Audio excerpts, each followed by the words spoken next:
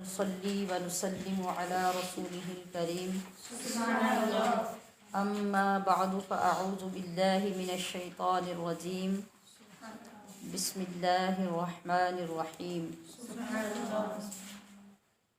लन तनालुल बिर्रा हत्ता तुनफ़िक़ू मिम्मा तुहिब्बून सदक़ल्लाहु मौलानल अज़ीम। अल्लाहुम्मा अरिनल हक़्क़ हक़्क़न वर्ज़ुक़ना इत्तिबाअह व अरिनल बातिल बातिलन वर्ज़ुक़ना इज्तिनाबह। अल्लाहुम्मा अंफ़अना बिमा अल्लमतना व अल्लिमना मा यंफ़अुना व ज़िदना इल्मा। सुब्हानक ला इल्म लना इल्ला मा अल्लमतना इन्नका अंतल अलीमुल हकीम। इन्नल्लाह व मलाइकतहु युसल्लूना अलन नबी या अय्युहल्लज़ीना आमनू सल्लु अलैहि व सल्लिमू तस्लीमा। अस्सलातु वस्सलामु अलैका या सय्यदी या रसूलल्लाह व अला आलिका व अस्हाबिका या हबीबल्लाह। मौलाया सल्लि व सल्लिम दाइमन अबदा अला हबीबिका खैरिल खल्क़ि कुल्लिहिम। अल्लाह के फ़ज़ल और उसकी बेशुमार इनायतों से आज हमारा सफ़र 5वें मरहले में दाखिल हो रहा है। इस मरहले में चौथे पारे में बयान करदा मज़ामीन का जायज़ा लिया जाएगा। इस पारे में 14 रुकू और इसके बाद एक आयत पर इख्तिताम होता है,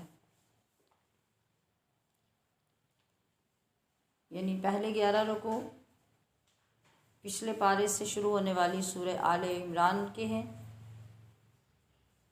और आखिरी 3 रुकू और उसके बाद एक आयत जो रह जाएगी वो सूरतुन निसा की है।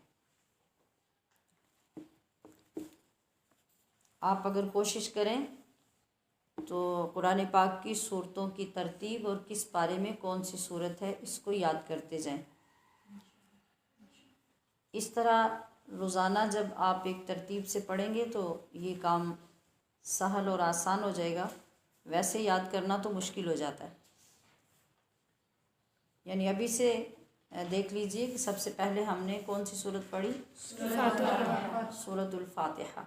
इसके बाद दूसरी सूरत सूरतुल बकरा और तीसरी सूरत सूरत आले इमरान जो भी हम पढ़ रहे हैं। और आज इसके बाद कौन सी सूरत शुरू करेंगे? सूरतुन निसा। तो इतनी सूरतों की तरतीब अल्हम्दुलिल्लाह आपको याद होगी।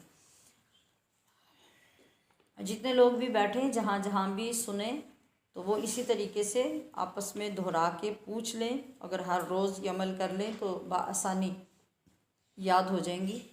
तो जो तालिबात हैं बिलखुसूस वो तो सूरतों के साथ साथ रुकू और आयात की तादाद भी बआसानी याद कर सकती हैं अल्लाह की तौफीक से।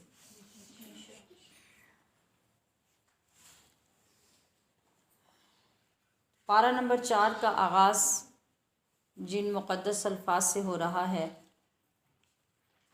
वो हैं लन तनालुल बिर्रा हत्ता तुनफ़िक़ू मिम्मा तुहिब्बून।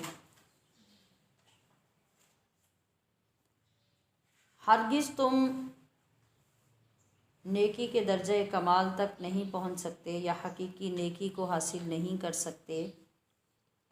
हत्ता तुनफ़िक़ू, जब तक के वो चीज़ खर्च ना करो, मिम्मा तुहिब्बून, जो तुम्हें महबूब हो या बहुत प्यारी हो।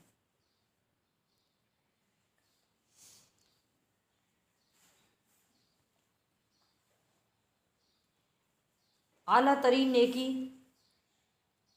और नेकी का दर्जा कमाल ये है कि हम अल्लाह की राह में अपनी पसंदीदा चीज़ खर्च करें।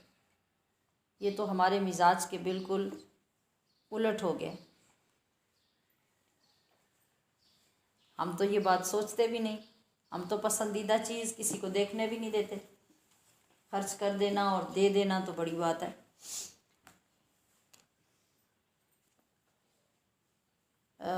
जिस वक्त ये आयत करीमा नाजिल हुई तो सहाबा इकराम ने अपनी दीगर आदात और अपने दीगर शानदार किरदार की तरह अपने अपने तौर पे आला मिसालें कायम की,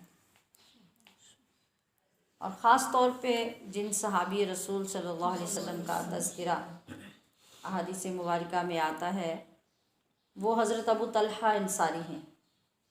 जब ये आयत करीमा नाजिल हुई तो वो फ़ौरन हुज़ूर अलैहिस्सलातु वस्सलाम की बारगाह में हाजिर हुए और आकर अर्ज़ करने लगे कि या रसूल अल्लाह, मुझे अपनी जायदादों में, अपने माल में, अपनी दौलत में जो बीर ख्वाब पे मेरा बाग़ है वो मुझे बेइंतहा पसंद है, क्योंकि वो बाकी सारे बाग़ों में ज़्यादा खूबसूरत और उसके अंदर ज़्यादा दरख्त, ज़्यादा फल, ये सब चीज़ें बहुत ज़्यादा थी, बहुत बड़ा था, हत्ता कि उनका घर भी उसके अंदर था। तो हुज़ूर की बारगाह में हाजिर होकर अर्ज़ किया कि या रसूल अल्लाह, अल्लाह पाक जिधर आपको बेहतरीन रास्ता दिखाए वहाँ मेरा ये बाग खर्च कर दीजिए, चूँकि ये मुझे अपनी चीज़ों में सबसे ज़्यादा महबूब है। तो इस आयत करीमा को सुनने के बाद मैं उसे अल्लाह की राह में पेश करता हूँ। यही जज्बा था, यही तरीक़ेकार था सहाबा इकराम और सहाबियात इकराम में कि जब भी कोई हुक्म आता तो वो इतने जज्बे से सरशार होकर उसको सरअंजाम देते कि दुनिया में उसकी कोई मिसाल नहीं मिलती। तो उन मुक़द्दस हस्तियों का ज़िक्र पाक करने और सुनने में गरज यही होनी चाहिए कि उनके फैज़ान के कुछ ज़र्रे हमें भी नसीब हो जाएं, हमारी आदात के अंदर भी वो फर्माबरदारी आ जाए जो दीन इस्लाम को मतलूब है।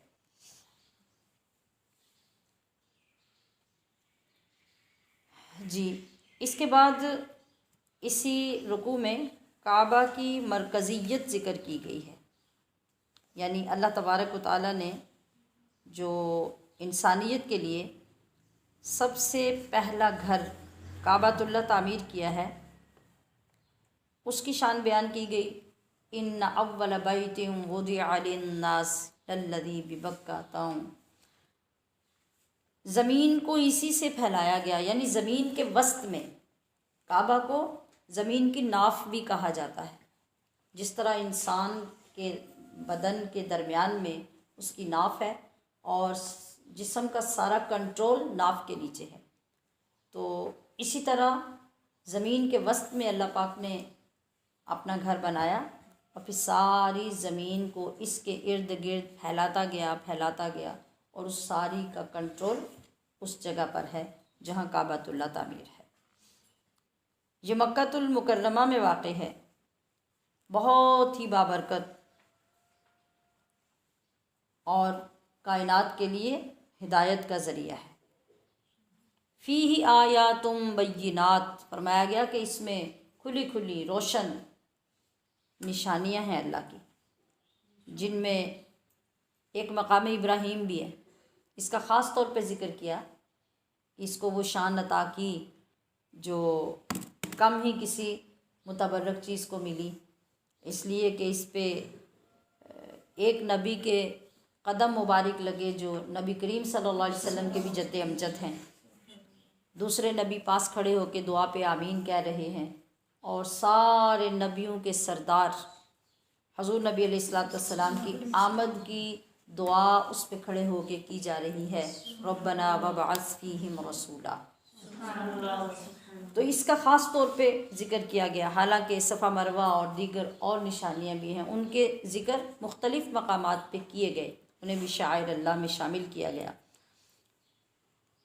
तो ये वो पत्थर जो हज़रत सैयदना इब्राहीम अलैहिस्सलाम को तामीरी मराहल के लिए जन्नत से अता किया गया, भेजा गया, और ख़ासियत उसकी ये कि जैसे जैसे दीवारें बड़ी होती जाती तो ये पत्थर खुद ब खुद ऊपर उठता जाता, लिफ्ट की तरह उसका सिस्टम अल्लाह पाक ने रखा हुआ था जब आपको नीचे होना होता तो पत्थर नीचे हो जाता, जब ऊपर होना होता तो पत्थर ऊपर हो जाता।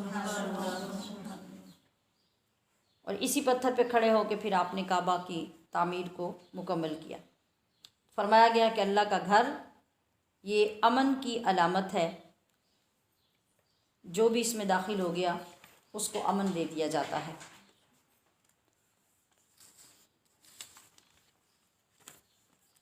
और इसमें अल्लाह तबारक व तआला ने लोगों को हज करने का हुक्म दिया, यानी बैतुल्लाह तक पहुंचने की जिन लोगों के पास गुंजाइश हो, जो साहिब निसाब हो जाएं, जिनके पास ज़ादे राह का इंतज़ाम हो जाए, अपने और घर वालों के अखराजात के अलावा इतनी रकम, इतनी गुंजाइश हो कि वो काबतुल्लाह तक पहुंच सकें, वहाँ के अखराजात बर्दाश्त कर सकें, तो उनके लिए ज़रूरी है कि वो हज करें।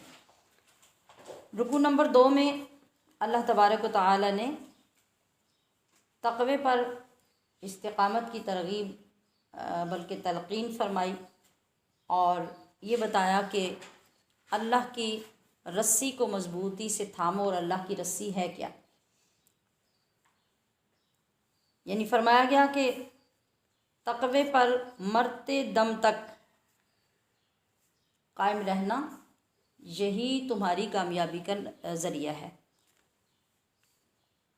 फ़िरक़ा वारियत की लानत से निजात हासिल करके या इससे निजात हासिल करने के लिए किस चीज़ की ज़रूरत है? अल्लाह की रस्सी को मज़बूती से थामने की।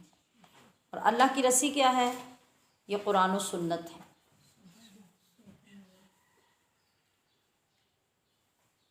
एक ऐसी जमाअत की ज़रूरत पर ज़ोर दिया जो खैर की दाई हो और अमर बिल मारूफ़ और नही अनिल मुनकर, यानी अच्छे कामों का हुक्म देने वाली और बुराइयों से रोकने वाली हो। तो फरमाया कि ऐसे ही लोग कामयाबी हासिल कर सकेंगे। और फिर आखिरत का जिक्र करते हुए इरशाद हुआ कि क़यामत के दिन काफिरों के चेहरे स्याह होंगे।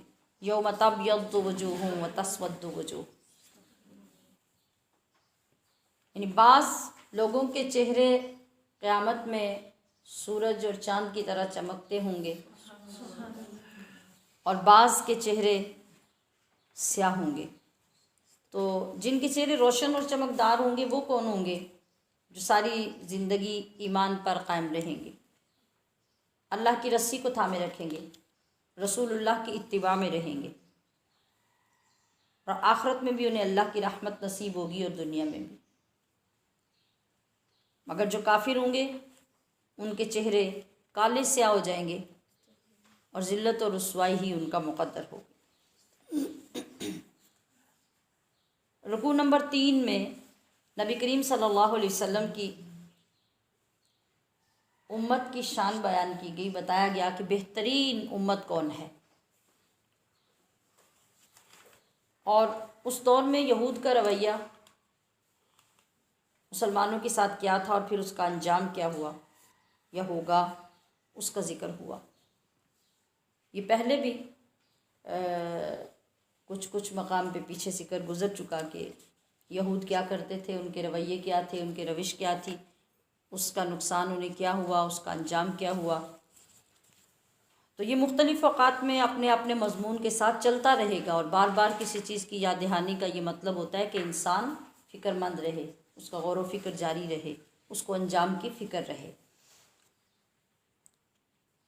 तो अल्लाह पाक ने फरमाया कि मेरे महबूब की उम्मत मुस्लिमा बेहतरीन उम्मत है। कुंतुम खैरा उम्मतिन उखरिजत लिन्नासी तअमुरूना बिल मअरूफ व तनहौना अनिल मुनकर। अब तारीफ़ करने के साथ ये वजाहत की गई कि बेहतरीन उम्मत क्यों है। इसलिए कि ये लोग अल्लाह पर ईमान लाने के साथ साथ लोगों को नफ़ा पहुंचाने का काम करते हैं। क्या चीज़ मालूम हुई कि इंसान बेहतरीन मकाम सिर्फ़ अल्लाह की इबादत से या नमाज रोज़ा करने से हासिल नहीं कर सकता जब तक वो अल्लाह के बंदों के साथ नेकी नहीं करता, क्योंकि अल्लाह के बंदे अल्लाह का अयाल हैं, कुनबा हैं। तो अल्लाह को वो लोग पसंद आते हैं जो उसके कुनबा के साथ नेकी करते हैं, भलाई करते हैं, उनको नफ़ा पहुंचाते हैं। और जब इंसानों को इग्नोर करके वो ये समझे कि मेरे सजदे या मेरी इबादत या मेरी तिलावतें ही मेरे लिए काफ़ी हैं, तो ये मयार अल्लाह पाक ने नहीं रखा। फरमाया कि ये अमर बिल मारूफ़ और नही अनिल मुनकर, ये क्या होता है? अमर बिल मारूफ़ का मतलब होता है कि कुरान और सुन्नत की हिदायत और तालीम के मुताबिक लोगों को तालीम देते रहना, तबलीग करते रहना, अच्छे काम की रग़बत और उसका अजर व सवाब बयान करते रहना। और नही अनिल मुनकर का मतलब होता है कि जो खिलाफ़ शरीयत, खिलाफ़ सुन्नत और कुरान की तालीमात के ख़िलाफ़ जो काम हूँ, अल्लाह के गज़ब को दावत देने वाले जो काम हूँ, जो हराम व नाजायज़ काम हूँ, इंसान उनसे लोगों को मना करता रहे। ये इसकी ज़िम्मेदारी है। जितना भी इल्म आपके पास है, आपकी ज़िम्मेदारी ये है कि आप उसे दूसरों तक पहुँचाते रहें, वो थोड़ा है या ज़्यादा है। हम जब इससे दस्तबरदार हो जाएंगे तो हम फजीलत के मकाम से नीचे आ जाएंगे। फजीलत का मकाम तभी तक हम हासिल करते रहेंगे जब तक हम इन दोनों कामों पे अमल करते रहेंगे। तो ये समझाने और बताने का मतलब ये था कि अगर यहूद व नसारा भी ये सिफ़तें जो मेरे महबूब की उम्मत की हैं ये अपने अंदर पैदा कर लें तो ये भी खैर के हामिल बन जाएंगे और इनको भी ये टाइटल नसीब हो सकता है। फिर ये बताया कि यहूद ज़ुबानी जो कुछ भी करते रहें, सिवाय इसके कि उनकी बातों से तुम्हारी दिल आज़ारी होगी, ये ज़ाती तौर पर तुम्हें कोई नुकसान नहीं पहुंचा सकते, तुम्हें मगलूब नहीं कर सकते, तुम पे गालिब नहीं आ सकते, क्योंकि अल्लाह फ़ैसला फरमा चुका कि अब शान, फजीलत, मकाम, मर्तबा उम्मत मुहम्मदिया का ही होगा। बस इन लोगों पर बुरी साजिशों और बुरी प्लानिंग्स की वजह से जिल्लत और रुसवाई की छाप लग चुकी है। अल्लाह का गज़ब इन पे नाजिल हो चुका है, इसलिए कि ये इससे पहले भी तो अंबिया किराम अलैहिमुस्सलाम को बिला वजह अज़ियतें देते रहे, नुकसान पहुंचाते रहे, उनकी दिल आज़ारी करते रहे, हत्ता कि बहुत से अंबिया को इन्होंने इंतहाई जुल्म के साथ कत्ल भी कर दिया। फिर आगे वजाहत भी कर दी कि अगरचे अक्सरियत यहूद के ऐसे हैं मगर सब के सब ऐसे नहीं हैं। यहूद में भी कुछ मोतदिल मिजाज लोग हैं जो रातों को उठ के अल्लाह की तिलावत करते हैं, अल्लाह के कलाम की तिलावत करते हैं और नमाज़ें अदा करते हैं। और फिर इनमें भी कुछ लोग ऐसे हैं जो अल्लाह की ज़ात पर ईमान भी लाते हैं और अम्र बिल मारूफ़ और नही अनिल मुनकर का फरीज़ा भी सरअंजाम देते हैं। तो अल्लाह बहुत कदर करने वाला है, लिहाजा अगर इनमें थोड़े लोग भी ऐसे हैं तो वो इनकी नेकियों को कभी नज़रअंदाज नहीं फरमाएगा। अल्लाह ताला हर मुत्तकी को खूब जानता है, उसे किसी के बताने की या किसी से पूछने की ज़रूरत नहीं होती। और काफिरों को अच्छी तरह ये जान लेना चाहिए कि उनमें जो तकब्बुर है, जो बड़ाई है, जो उनके माल दौलत हैं, जो उनकी औलादें हैं, जो उनके जत्थे हैं, वो उनके कुछ काम नहीं आएंगे। उनका कुफ्र उन्हें दायमी तौर पर हमेशा के लिए जहन्नुम में जलाएगा। हत्ता कि अगर ये लोग नेक काम में अपना माल भी खर्च करते हैं तो इनके माल के खर्च करने की मिसाल ऐसी है जैसे किसी जालिम शख्स की खेती हो जो लहलहा रही हो, समरबार हो चुकी हो, उसके फल या उसकी फसल पक चुकी हो, तो अचानक उसको हवा लग जाए, वो ख़राब हो जाए, कोई तूफ़ान आ जाए और वो सूख के तबाह हो जाए। ये हाल इन लोगों की नेकियों का है। यानी ये बेशुमार नेकियां भी करते रहें, लेकिन जब तक ये ईमान नहीं लाएंगे उस वक़्त तक इनकी कोई नेकी बराबर नहीं होगी। जब पकी हुई खेती, यानी जिस वक़्त ये समझेंगे कि हमने बहुत सारी नेकियां करके करके अपना बहुत सारा सामान अब बिल्कुल रेडी तैयार कर लिया है, तो उस वक़्त अचानक जब नुकसान पहुंचता है तो बंदे को कितना सदमा पहुंचता है। आखिरत में जब ये समझेंगे कि हमारा बहुत कुछ जमा हो चुका है, वहाँ जाके इनके साथ ये कुछ होगा।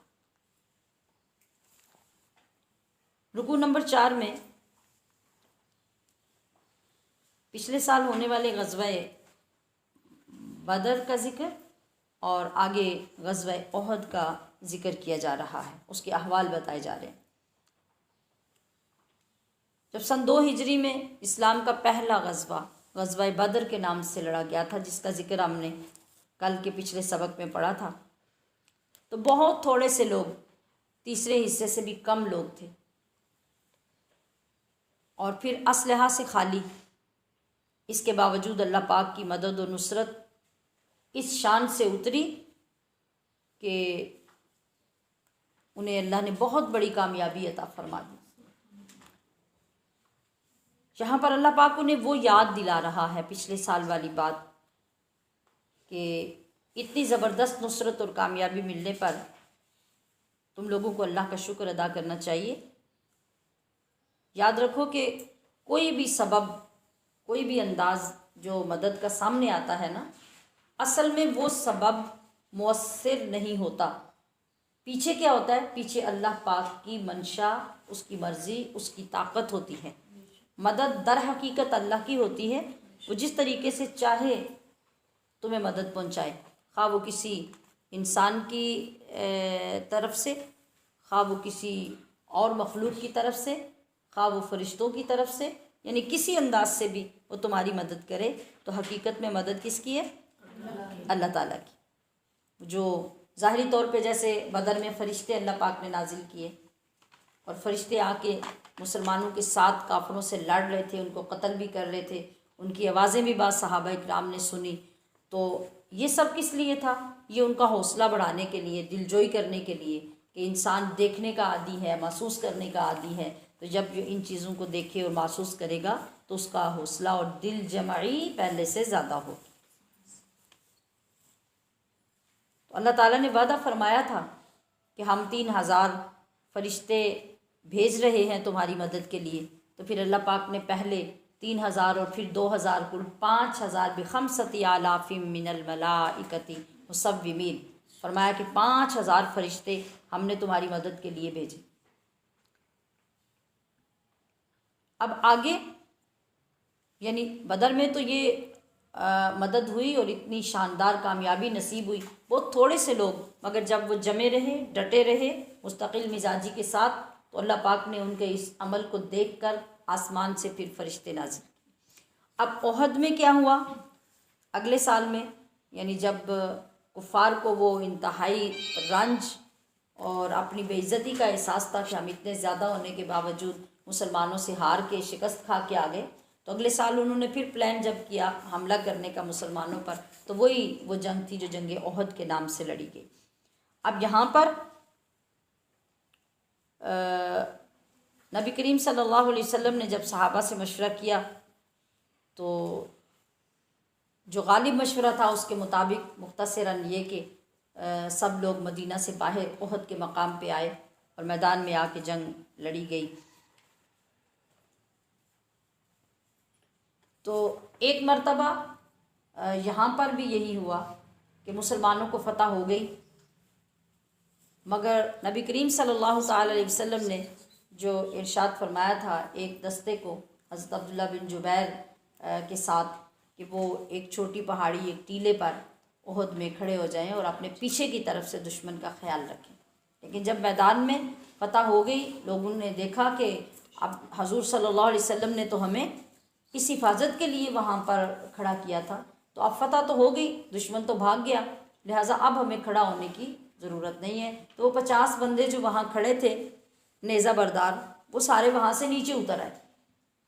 नीचे जब उतर आए तो पीछे दुश्मन को मौका मिल गया कि वो दर्रा खाली हो गया और बैक साइड से पहाड़ी की तरफ से आके दुश्मन ने फिर एकदम से ऊपर आके हमला किया।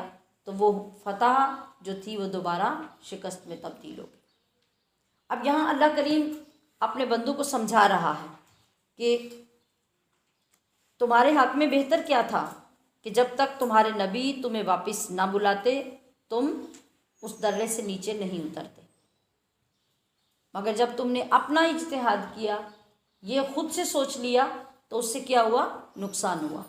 तो इंसान की कामयाबी तब तक है कि आखिर दम तक वो अपने रहनुमा की बात का पाबंद रहे, उसकी हिकमत उसे समझ आए या ना आए, उसके लिए ज़रूरी ये है कि वो उस बात का पाबंद रहे। फिर आगे ये वजाहत भी की कि जो भी काम होता है वो होता अल्लाह की हिकमत से ही है, लेकिन जो इंसान के ज़िम्मे जो चीज़ होती है उसे हत्तल इम्कान उसे पूरा करने की कोशिश करनी चाहिए। अब उसकी वजह से क्या हुआ कि वो बहुत सारे लोग और वो जो लश्कर पीछे से हमले के लिए आया था, जिसकी सिपा सलारी खालिद बिन वलीद कर रहे थे, और उनके साथ फिर उसके नतीजे में आगे चल के वही लोग फिर कसीर तादाद में मुसलमान हो गए, उन्होंने कलिमा पढ़ लिया। इस तरह की और भी बेशुमार हिकमतें थी जिसकी वजह से वो ऐसा हुआ, लेकिन अपनी अपनी ज़िम्मेदारी पे कायम रहना ये अल्लाह ताला का और उसके हबीब का हुक्म है, उसे नज़रअंदाज नहीं करना चाहिए। रुकू नंबर 5, इसमें सूद खोरी से बचने और सूद के कारोबार करने से मना किया गया। फरमाया गया कि तुम्हारे लिए तकवा इख्तियार करना ज़रूरी है, इसके बग़ैर जहन्नम से बचना नामुमकिन है। और अल्लाह की रहमतें समेटने के लिए ये ज़रूरी है कि अल्लाह और उसके रसूल की इताअत को अपना शिआर बनाया जाए, उसका दामन कभी ना छोड़ा जाए, क्योंकि मुत्तकी ही वो लोग होंगे जो जन्नत के मुस्तहिक होंगे। और आगे मुत्तकी होने के लिए और अल्लाह के नेक बंदों की पहचान के लिए कुछ निशानियां बयान फरमाई। फरमाया कि जो मुत्तकी अल्लाह के नेक बंदे होते हैं उनकी खसलतें ये होती हैं कि एक तो ये कि वो अल्लाह के नाम पे हर वक्त खर्च करने वाले होते हैं, फिर वो वल काज़िमीन अल गैज़, वो गुस्से को पी जाने वाले होते हैं। और ये गुस्सा जो पीने की बात की जाती है और बर्दाश्त करने की बात की जाती है, याद रखिए कि ये किसी तरबियती मामले में इसका ज़िक्र नहीं होता, और इसका मतलब किसी तरबियती मामले में नहीं होता, या अल्लाह और उसके रसूल और दीन के मामलात में जहाँ पे शिद्दत और सख्ती इख्तियार करने की बात है, ये वहाँ लागू नहीं होता। ये गुस्से को पी जाने का हुक्म वहाँ होता है जब इंसान की ज़ात पे हमला हो रहा हो, उसकी ज़ात पे अटैक हो रहा हो, उसकी ज़ात के साथ ज़्यादती की जा रही हो, तो वहाँ फजीलत ये है कि वो गुस्से को पी कर अपने दराजात को बुलंद करने का सबब बनाए। वल आफ़ीना अनिन नास, और वो लोगों को माफ़ करने वाले होते हैं, अपने गुनाहों पर इसरार नहीं करते। मतलब ये कि अगर कभी गुनाह हो जाए तो फिर उस गुनाह पे डट नहीं जाते, अड़ नहीं जाते, बल्कि क्या करते हैं कि वो निदामत के साथ फ़ौरन तौबा कर लेते हैं।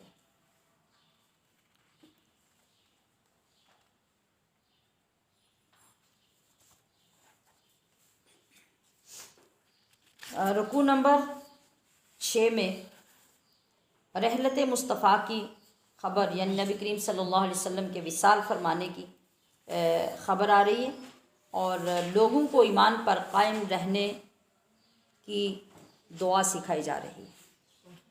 क्या है कि अगर हुज़ूर नबी करीम सल्लल्लाहु अलैहि वसल्लम दुनिया से तशरीफ़ ले जाएं तो तवज्जो दिलाई जा रही है कि तो क्या तुम दीन छोड़ दोगे, और अगर खुदा न खास्ता तुम ऐसा करोगे तो इससे अल्लाह को क्या नुकसान होगा। ये बात क्यों कही जा रही है? वो जो जंगी ओहद का पीछे ज़िक्र हुआ उसमें हुज़ूर नबी करीम सल्लल्लाहु अलैहि वसल्लम के दंदान मुबारक जो शहीद हुए, जब पलट कर दोबारा दुश्मनों ने हमला किया तो आप अलैहिस्सलातु वस्सलाम के जो दंदान मुबारक शहीद हुए, तो शैतान ने उस वक़्त उस घमसान के अंदर दाखिल होकर ये अफवाह फैला दी कि हुजूर नबी करीम सल्लल्लाहु अलैहि वसल्लम माअज़ल्लाह शहीद कर दिए गए हैं। अब इसमें फिर दो गिरोह हो गए, कुछ तो अपनी जगह पे कायम थे और कुछ बददिल हो गए और उन्होंने सोचा कि अब जब हजूर ही नहीं रहे तो लड़ के क्या करना है, हजूर ही नहीं रहे तो यहाँ जंग का क्या फ़ायदा है। और इस तरह के लोग हमेशा हर जगह पे होते हैं। कोई भी फील्ड है लाइफ की, कोई भी जगह है, यहाँ इस कैटेगरी के लोग ज़रूर होते हैं। कुछ वो होते हैं जो हर हाल में इस्तिकामत का दामन थामे रखते हैं, कुछ वो होते हैं जो शख्सियत परस्ती करते हैं और शख्सियत के साथ ही उसके कमज़ोर होने से ख़ुद भी कमज़ोर हो जाते हैं, उसके गायब होने से ख़ुद भी गायब हो जाते हैं। वो कॉज, वो मिशन, वो सब फ़ौरन छूट जाता है। तो यहाँ उनको तवज्जो दिलाई जा रही है कि अगर ऐसा हो जाए कि नबी अलैहिस्सलातु वस्सलाम रहलत फरमा जाएं, आप दुनिया से पर्दा फरमा जाएं, तो क्या तुम दीन छोड़ दोगे? तुम अल्लाह की तौहीद छोड़ दोगे? तुम कलीमा छोड़ दोगे? दीन पर अमल करना छोड़ दोगे? तो सुन लो, इससे अल्लाह को कोई नुकसान नहीं होने वाला। याद रखो कि अल्लाह के सिवा जो भी उसकी मखलूक है उन सब के लिए मौत का एक वक्त मुतय्यन है।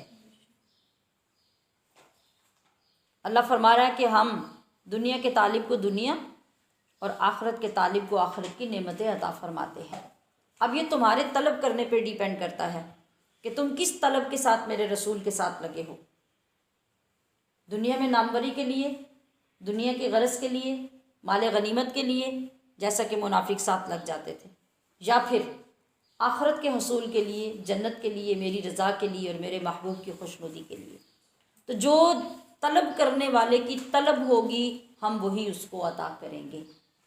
ये बहुत गहरा जुमला है और अगर हम इसको समझें तो हमें इसके बहुत से फ़वाइद हो सकते हैं। बल्कि यकीनी है कि हम हर काम में अपनी नीयत का जायज़ा लें कि हमारी नीयत क्या है। हम ये जो काम करने जा रहे हैं, मिसाल के तौर पे हम तबलीगी कर रहे हैं, दूसरों को जमा करके अल्लाह और उसके रसूल की बातें ही सुना रहे हैं, तो सबसे पहले हमें जायज़ा लेना होगा कि हम ये काम क्यों कर रहे हैं। क्या इसलिए कि हमारी मशहूरी हो? क्या इसलिए कि लोग हमारी इज़्ज़त करें? क्या इसलिए कि हमारे इल्म का चर्चा हो? क्या इसलिए कि लोग हमें नेक कहें? कहीं ना कहीं किसी गोशे में ये चीज़ें हैं तो फिर समझ लो कि ये सारी चीज़ें तुम्हें अल्लाह दुनिया में दे देगा। ये लोग सब इजहार तुम्हारे सामने करेंगे। फिर अगली बात भी याद रख लो कि फिर आखिरत के लिए तुम्हारे पास कुछ भी नहीं होगा।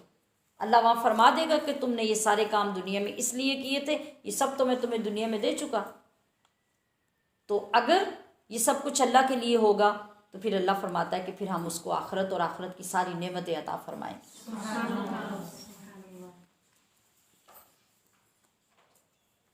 तो इसलिए फरमाया गया कि तुम हमेशा ईमान पे कायम रहो, जैसे भी हालात आएँ।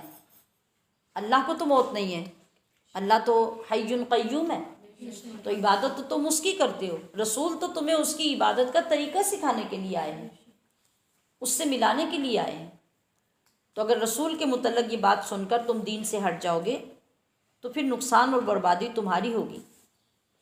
तुमसे पहले भी जो लोग दुनिया में आए हैं, जो मेरे नबी आए हैं, रसूल आए हैं, उनकी उम्मतें आई हैं, तो उन्होंने भी बड़ी बड़ी तकलीफ़ें उठाई हैं। मगर जिन लोगों ने कमज़ोरी नहीं दिखाई और दिल बर्दाश्ता नहीं हुए, वो अल्लाह से ये दुआएं करते रहे कि ऐ हमारे रब हमारी गलतियाँ बख्श दे, अपने मामलात में हमसे जो ज़्यादतियाँ हुई हैं उन्हें मुआफ़ फरमा दे, हमें साबित कदम रख और कुफ़ार के मुकाबले में फ़तह और नुसरत अता फरमा।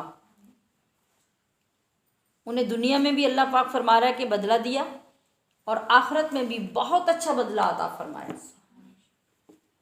इसलिए कि अल्लाह नेकोकारों को दोस्त रखता है, वो उनको अपना महबूब बना लेता है।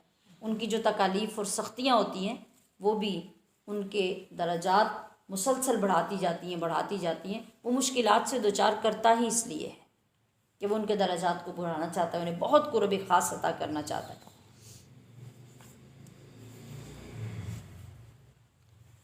रुकू नंबर 7, इसमें बयान किया जा रहा है कि ग़ज़वा उहद में जो फतह हुई थी वो शिकस्त में क्यों तब्दील हुई। जुज़वी तौर पे मैंने पीछे इसका जिक्र भी कर दिया। यहाँ दोबारा फिर उन्हें ईमान वालों को याद दिलाया जा रहा है। यानी जब कोई बड़ी इम्पोर्टेंट चीज़ हो या किसी चीज़ की गलती दोबारा करने से बचाना मकसूद हो तो फिर बार बार वो याद दिलाई जाती है कि तुमने ये किया तो ऐसा हुआ, ये किया तो ऐसा हुआ, और ये तुम्हें नहीं करना चाहिए था। तो यहाँ फिर ये याद दिलाने का मतलब है कि काफिरों की बात कभी ना मानना, वो तुम्हें कभी सीधे रास्ते पर चलने नहीं देंगे, वो हमेशा तुम्हें सीधे रास्ते से हटाएंगे। और इसके बाद इसी रुकू में ग़ज़वा उहद के चंद वाक़यात की तरफ इशारा किया जा रहा है।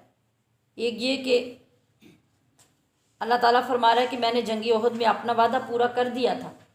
अल्लाह का वादा क्या था कि वो तुम्हें गलबा और फतह अता करेगा, तो अल्लाह ने कर दिया। फरमा रहा है कि मगर तुमने खुद मेरे महबूब के एक हुक्म की खिलाफ वर्जी की, ये जिसकी अभी मैंने पहले बात की है कि जो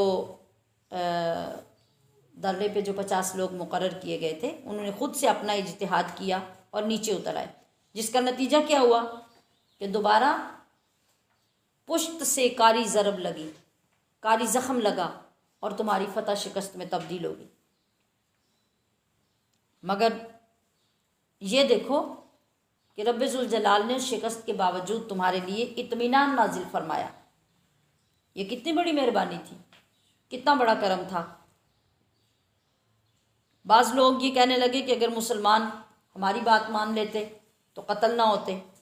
मतलब क्या था, कुछ लोगों का ये मशवरा था कि मदीना तय्यबा में अपने घरों में रहकर ही कुफ़ार के हमले का दिफा किया जाए और बाहर मैदान में ना निकला जाए। तो कुछ लोगों का मशवरा ये था कि बाहर निकला जाए। तो इन दूसरे वाले ग्रोह की बात मान ली गई और नबी अलैहिस्सलाम बाहर तशरीफ़ ले गए। अब जब ये हुआ तो फिर वो बैठ के घरों में बातें करते थे कि अगर हमारी बात मान लेते मुसलमान तो ना कत्ल होते, ना नुकसान होता, ना ये होता, ना वो होता। तो ये दुनियादारों की और मुनाफिकों की बातें हमेशा रहती हैं, इन बातों की तरफ कभी कान नहीं धरने चाहिए। तो अल्लाह तबारक व तआला फरमा रहा है कि ये जो कुछ हुआ ये अल्लाह की तरफ से पहले तय कर दिया गया था, इनको मकाम शहादत मिलना था, अल्लाह पाक ने उनके लिए फ़ैसला फरमा दिया हुआ था। लिहाजा जिससे जो कसूर हुआ, चूँकि अल्लाह की हिकमत को पूरा होना था वो पूरी हो गई, तो अल्लाह ने जिनकी जो ख़ता थी उसको माफ़ फरमा दिया, इसलिए कि वो बहुत ज़्यादा बख्शिश करने वाला है और बड़ा हिल्म वाला, बड़ा बुर्दबार है। रुकू नंबर 8 में एक दूसरे से मशवरा करने यानी मुशावरत की अहमियत का ज़िक्र किया गया और रसूलुल्लाह उम्मत पर अल्लाह का एहसान अज़ीम है इसका ज़िक्र किया गया। यानी आपका दुनिया में तशरीफ़ लाना ये अल्लाह का वो एहसान है जिसका उसने ख़ुद तज़किरा फरमाया है। जो हम बहुत सी मिलाद पाक की महाफिल में आयत करीमा ख़ास सुनते भी हैं और हजूर की आमद पे उस एहसान का ज़िक्र करने के लिए बयान भी करते हैं। लक़द मन्नल्लाहु अलल मुअमिनीना इज़ बअस फ़ीहिम रसूला। इस आयत करीमा को इस रुकू में ज़िक्र किया गया। जी, अब फरमाया गया कि ए ईमान वालों, अल्लाह की राह में शहादत पा लेना ये कोई छोटी बात नहीं है, ये बहुत बड़ी नेमत है जिसका तुम अंदाज़ा तक नहीं कर सकते। अब अगर कोई तुम्हें ये एहसास दिला रहा है कि मैदान जंग में ना जाते तो ना शहीद होते, तो इस पे पछताने की ज़रूरत नहीं है। इस शहादत के बदले में तो अल्लाह ने तुम्हें बख्शने का वादा फरमा लिया, अपनी रहमत का साया देने का वादा फरमा लिया, अपना दीदार उसने अता कर दिया। अब तुम्हें इससे बढ़ के और क्या चीज़ चाहिए। ये अल्लाह पाक का कितना बड़ा एहसान है क्या कि उसने अपने महबूब को बड़ी नरम तबीयत वाला बना के मबूस किया। अगर ये नबी दरुस्त मिजाज, सख्त मिजाज होते तो कोई लोग, कोई बंदे जो हैं वो हजूर की बारगाह में ना आते, ना आके ईमान कबूल करते, ना आपसे तबलीग सुनते, ना अल्लाह की मार्फत हासिल करते।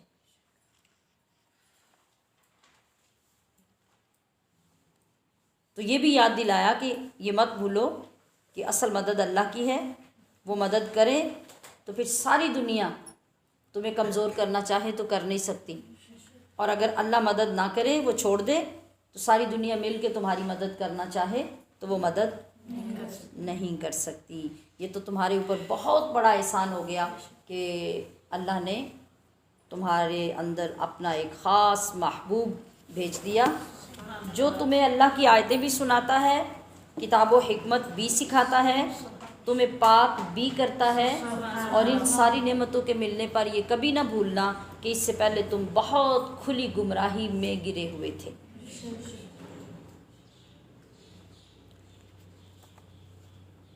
जी, रुकू नंबर 9, ईमान वालों का इम्तिहान और गैब के लिए अल्लाह पाक अपने रसूलों को चुन लेता है। इसका ज़िक्र इस रुकू में किया गया कि जिन मुसलमानों ने अल्लाह और उसके रसूल के हुक्म पर लब्बैक कहा, इसके बावजूद कि वो ज़ख्मी थे, तो अल्लाह ताला ने उनके लिए बहुत बड़ा अजर तैयार किया है। बावजूद इसके कि उन्हें काफिरों के लश्करों से डराया गया, लेकिन उनके लब्बैक कहने की वजह से उनके अंदर खौफ पैदा होने की बजाय अल्लाह ने उनके ईमान और तवक्कुल में इजाफ़ा फरमा दिया। तो काफिर जितना चाहें ज़ोर लगा लें, अगर अहले ईमान अपने ईमान पे पुख्ता हूँ तो वो अहले ईमान का कुछ बिगाड़ नहीं सकते। तो अल्लाह तबारक व तआला ने काफिरों को आखिरत की हर नेमत से महरूम कर दिया है। उनके लिए तो नेमत और रहमत तो दूर की बात, दर्दनाक, अज़ियतनाक, शदीद तरीन अज़ाब की वईद दी गई है। अलबत्ता अल्लाह ताला ईमान वालों को इस हालत में नहीं छोड़ना चाहता कि उनको पाक और नापाक की तमीज़ ही ना हो और नापाक को पाक से जुदा ना करे। अल्लाह की शान ये है कि वो हर एक को अपने गैब पर मुत्तले नहीं फरमाता, बल्कि क्या करता है, वो अपने गैब के लिए अपने रसूलों में से जिसे चाहता है चुन लेता है। फिर बार बार ताकीद की गई कि ऐ लोगों, तुम अपने रब और उसके रसूल पर अपना ईमान मजबूत रखो। अगर तुम ईमान पर कायम रहे और तुमने परहेज़गारी इख्तियार की तो तुम्हारे लिए बहुत बड़ा अजर है। रुकू नंबर 10 में हज़रत अबू बकर सिद्दीक़ की ईमानी गैरत का ज़िक्र आ रहा है और अहले किताब ने जो अहद शिकनी की उसका तज़किरा है। जिस वक़्त हज़ूर नबी करीम सल्लल्लाहु अलैहि वसल्लम अपने सहाबा के साथ मिलकर इस्लाम के गलबे की कोशिशें और जिद्दोजहद कर रहे थे और जंगें लड़ी जा रही थीं, तो उसके लिए जो मुजाहिदीन के लिए साजो सामान और खुर्दोनोश की ज़रूरियात जो होती थी, उनके लिए सहाबा इकराम को तरगीब दी जाती थी कि वो फ़ंड रेजिंग करें, चंदा जमा करें और उस सामान का इंतज़ाम करें। और नबी अलैहिस्सलातु वस्सलाम जब तरगीब दिलाते थे अल्लाह की राह में ख़र्च करने की, तो इस पे यहूदियों ने एतराज़ किया कि माअज़ल्लाह मुसलमानों का खुदा फ़कीर हो गया है। जब ये आयत करीमा उतरी ना, मन ज़ल्लज़ी युक़रिदुल्लाह क़र्ज़न हसना, तो उस पे इन लोगों ने ये अल्फाज कहे और कहा कि हम मालदार हैं और अल्लाह जो मुसलमानों का खुदा है वो फ़कीर हो गया है, इसीलिए तो वो चंदा मांग रहा है।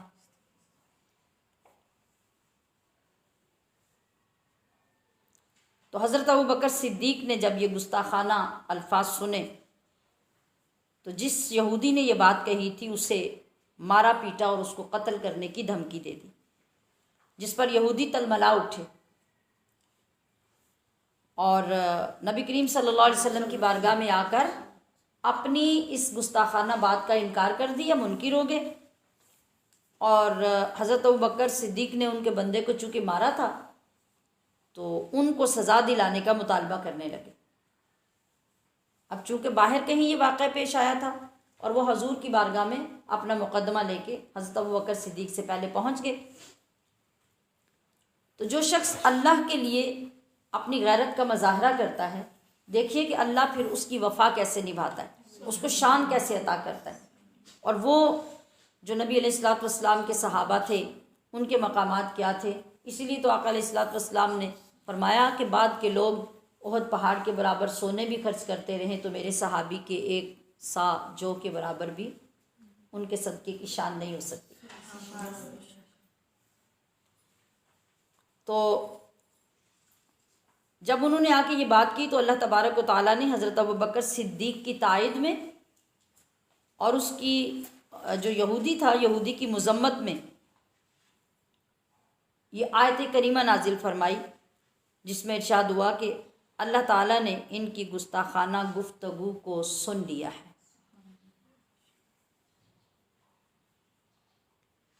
और ये लोग आज के नहीं, ये तो पुराने मुजरिम हैं। इससे पहले भी ऐसी नाजेबा और बुरी हरकतें करते रहे हैं। ये तो अम्बिया तक को कत्ल करने से भी गुरेज नहीं करते रहे। तो हम इन्हें क़यामत के दिन आग में जलाने का अज़ाब देंगे। तो क्या पता चला कि हज़रत अबू बकर सिद्दीक़ ने वहाँ जो उसके लिए हाथ उठाया, जो उसे मारा पीटा, वहाँ उन्होंने अपने गुस्से को और गैज़ को और गज़ब को बर्दाश्त क्यों नहीं किया, उस पर जबर क्यों नहीं किया, उस पर नरमी क्यों नहीं की। जब नहीं की तो वो अगर गलत था तो फिर अल्लाह तबारक व तआला ख़ुद तायद क्यों फरमा रहा है। पता चला कि आपका उस वक़्त गैरत ईमानी दिखाना और उस हमीयत का इजहार करना और इस काम के लिए आपका ये कदम उठाना ये बिल्कुल जायज़ था, मबनी बर इंसाफ था। अगर ये गलत होता किसी लिहाज से भी तो क्या अल्लाह ताला आपकी तायद में कुरानी आयत नाज़िल करता।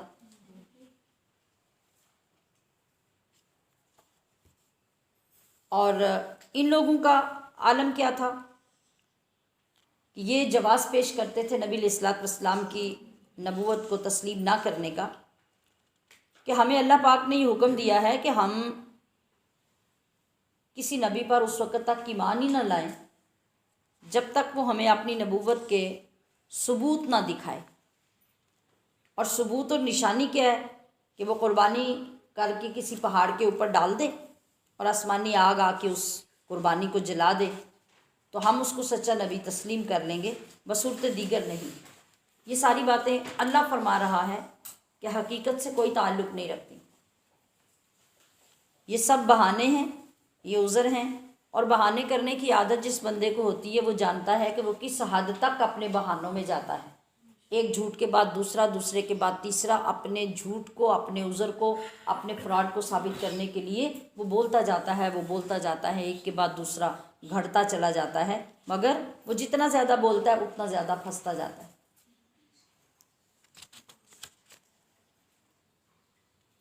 तो अल्लाह तबारक व तआला ने उनके इन बहानों पर यह आयत नाजिल फरमाई कि तुम पहले भी तो अम्बिया का इनकार करते रहे हो, आज कोई नई बात तो नहीं है। आज तो तुम ये कह रहे हो मगर तुम पहले भी नबियों का इनकार करते रहे हो, लिहाजा तुम्हारी इस बात पे कोई एतमाद नहीं किया जाएगा। क़यामत के दिन तमाम लोगों के अमाल का मुहासबा होगा और जहन्नुम से बच के जन्नत में जो लोग पहुंच जाएंगे वही कामयाब होंगे। तो अहले किताब से यानी इन्हीं यहूदियों से ये वादा लिया गया था कि वो आसमानी किताब के किसी मज़मून को छुपाएंगे नहीं, लोगों के सामने बयान करेंगे।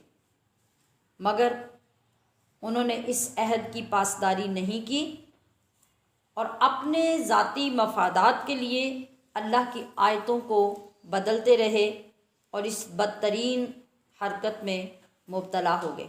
वो अपनी तरफ से खुश होते थे अपने इन करतूतों पे। वो ये समझते थे कि हम ये सारे काम बहुत अच्छे कर रहे हैं, और वो चाहते थे कि जो अमाल हम नहीं भी करते उन पर भी हमारी तारीफ़ की जाए। तो अल्लाह तबारक व तआला ने इरशाद फरमाया कि इस तरह के लोग कभी अल्लाह के अज़ाब से बच नहीं सकते। इनके लिए तो अल्लाह ने दर्दनाक अज़ाब तैयार कर रखा है। तैयार होना नहीं बल्कि तैयार कर रखा है।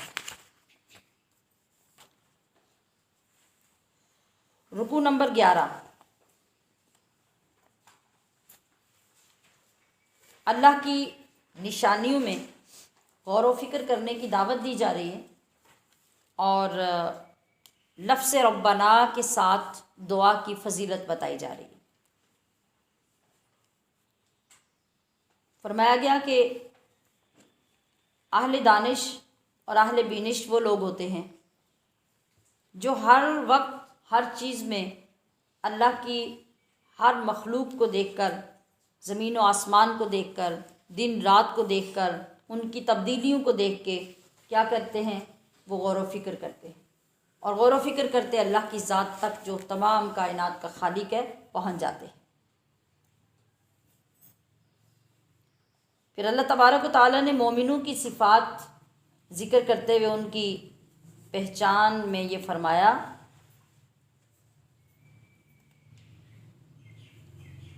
कि वो लोग उठते बैठते, लेटे हुए, करवटों के बल, हर हाल में क्या करते हैं, अल्लाह की याद में मसरूफ़ रहते हैं। अल्लज़ीन यज़्कुरूनल्लाह क़ियामन व क़ुऊदन व अला जुनूबिहिम, हर हाल में वो अल्लाह के ज़िक्र में मसरूफ़ रहते हैं। और जो अल्लाह ने ये आसमान व ज़मीन बनाए हैं, ये चाँद सूरज सितारे बनाए हैं और दीगर तमाम मखलूक़ात हैं, उनके अंदर ये गौर करते रहते हैं। और गौर करते करते बेसाख्ता बेइख्तियार ये कह उठते हैं, रब्बना मा खलक़्त हाज़ा बातिला सुब्हानक फ़क़िना अज़ाबन नार, या अल्लाह जो तूने ये सब कुछ पैदा किया है इसमें से कुछ भी बेकार पैदा नहीं किया, तू पाक है। फ़क़िना अज़ाबन नार, हमें आग के अज़ाब से महफूज फरमा।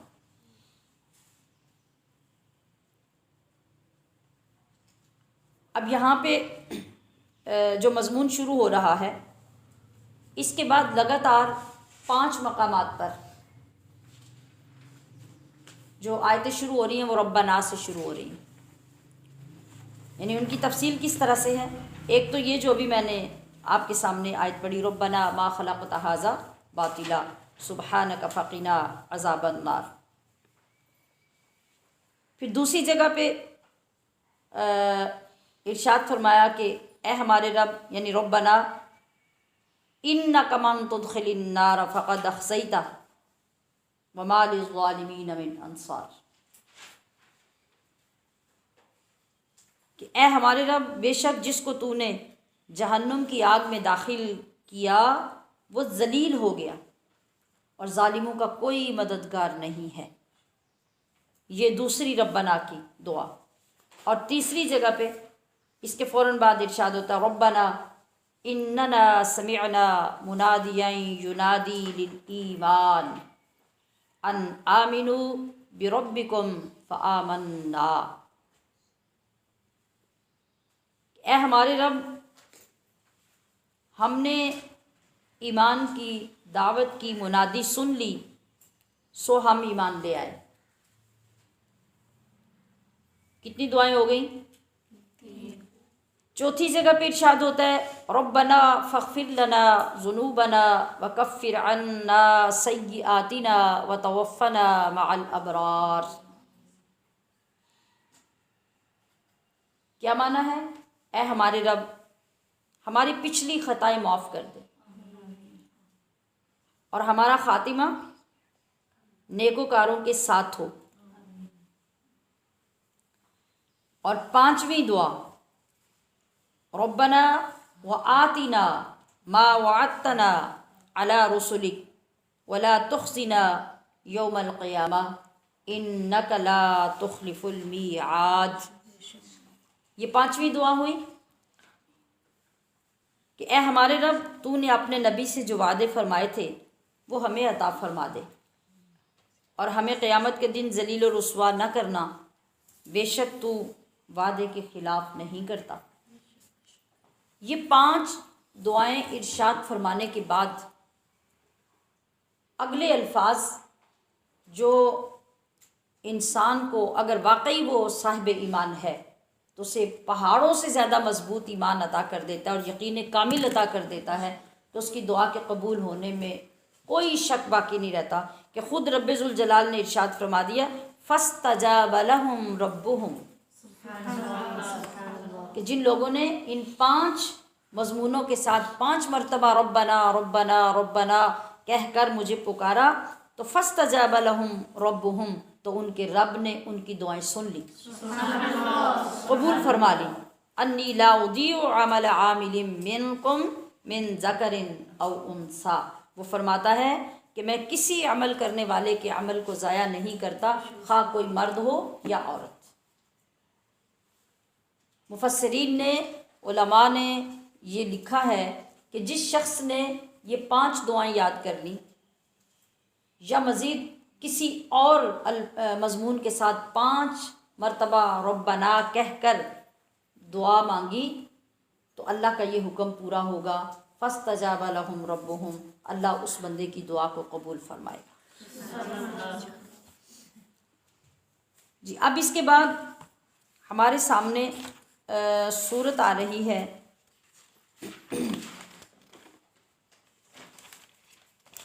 और एक इसी के बारे में एक अर्ज़ और कर दूं कि हदीस पाक में है कि जब नबी करीम सल्लल्लाहु ताला अलैहि वसल्लम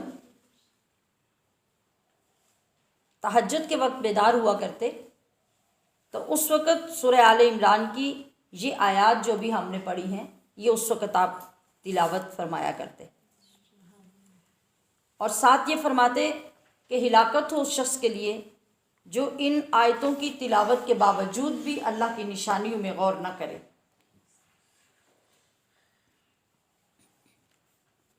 सूरतुन निसा, सूरतुन निसा में 176 आयात हैं और 24 रुकू हैं और ये भी मदनी सूरत है। आपके महजूज होने के लिए खूबसूरत बात यह है कि अन्निसा जो लफ्ज़ है ये जमा का लफ्ज़ है, जमा का सीगा है और ये जमा है इमराअतुन की। इमराअतुन कहते हैं औरत को और निसा का माना आप खुद बता दीजिए। औरतें, ख़वातीन, मस्तूरात, ये इसका माना है।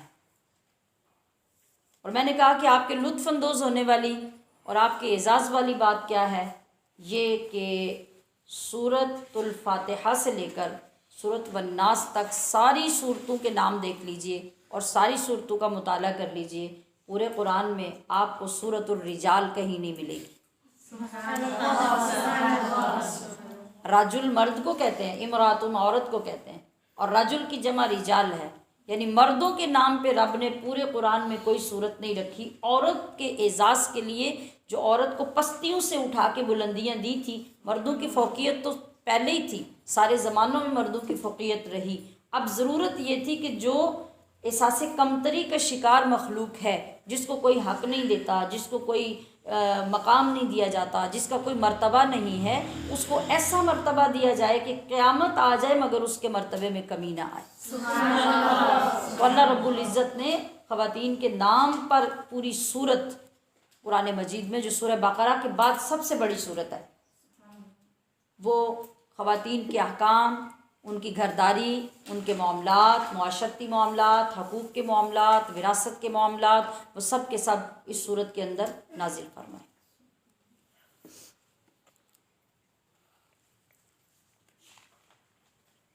अब यहाँ इस सूरत में जो आगे रुकू आ रहा है, रुकू नंबर 13, जो सूरत का पहला रुकू है, उसमें ख़ास तौर पर बाकी चंद चीज़ों के अलावा जो बयान किए गए वो हैं मिरास के अहकाम, यानी विरासत जो किसी बंदे के मरने के बाद ज़िंदा रहने वाले लोगों के लिए बनती है, उसको तकसीम करने के ज़ाबिते और कायदे इसके रुकू के अंदर बयान किए गए।